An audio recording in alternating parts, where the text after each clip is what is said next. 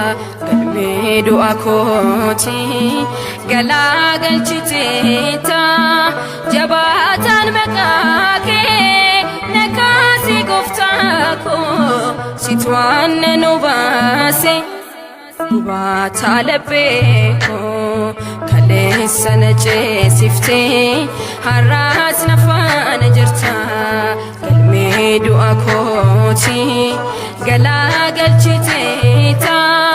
jabaataan maqaa kee nakaasi gooftaa koo situ waanne nu baase gubaataa laphee koo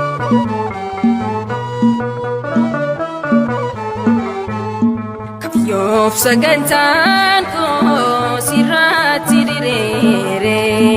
sina dura boona sitti ilaalire ergaan si argaadhe ulaa galiin goote guutuu nama daafte hundaarratti moote kaleessa na ceesifte har'aas na faana jirta galmee du'a kooti galaa galchiteeta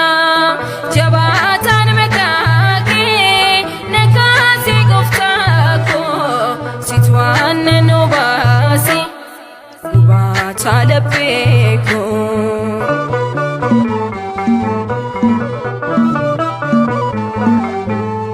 waa'ee maqaa keetiif ormaan shiringaalu si gaanee jiraadhe gooftaa du'anneelu siidaa dannoon koo annaaf si tuffacha yoomuun si gonfadhu waan koo mugaacha kaleessa na ceesifte har'aas na faana jirta galmee du'a kooti galaa galchiteeta jabaataan maqaa kee nakaasi gooftaa koo situ waanne nu baase gubaataa laphee koo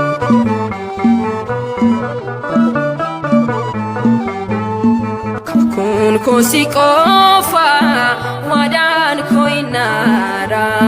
sitti na lakkoofsiise baroota araara maqaa kun na beekta bakkaan jiru kan si faana deemu tasoomaan kasaaru kaleessa na ceesifte har'aas na faana jirta galmee du'a kooti galaa galchiteeta jabaataan maqaa kee nakaasi gooftaa koo situ waanne nu baase gubaataa laphee koo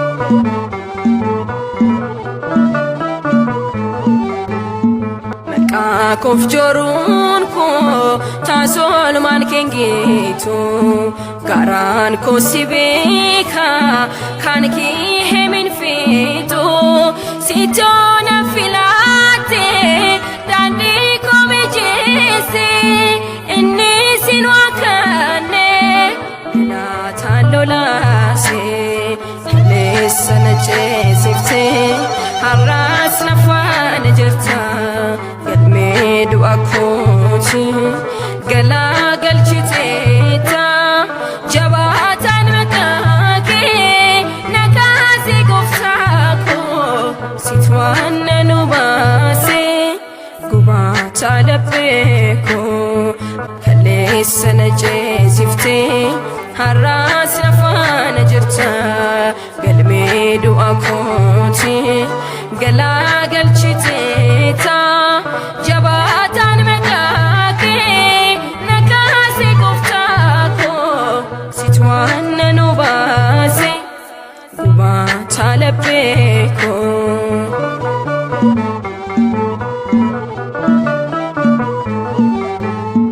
maqaa koof joruun koo taasolumaan kengitu garaan koo si beeka kan kee himin fitu Itona filate dandi come jese inni sinwakane natalola se lesana jesifte arras nafan jirta galme du'a kooti gala galchiteta jabatan matake nakase goftako sitwana nubase gubata labeko kalesana jesifte arras nafan jirta galme du'a kooti gala galchiteta jabatan matake nakase goftako sitwana nubase gubata labeko